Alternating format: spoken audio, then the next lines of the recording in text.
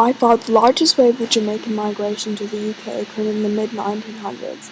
A major hurricane in August 1944 ravaged eastern Jamaica, leading to major economic loss after crops were destroyed. This acted as a push factor in the migration of Jamaicans, and at the time by far the largest pull factor was the promise of jobs in the UK.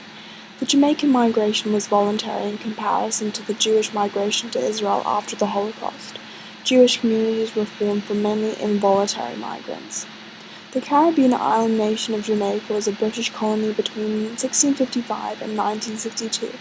Post-war Britain was suffering from a significant labour shortage and looked to its overseas colonies for help. English transport were noted as being the largest recruiters. On 23rd of June 1948, the MV Empire Windrush arrived in the UK carrying 492 migrants from the Caribbean, whom had been invited to the country to work.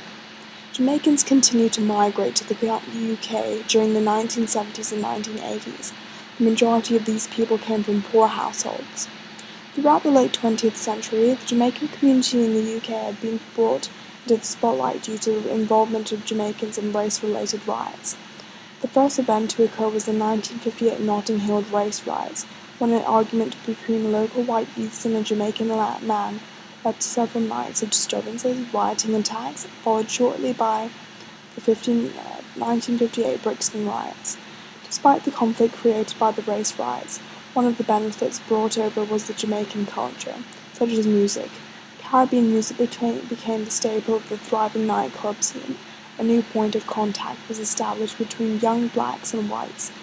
This and the tension between both communities somewhat diminished.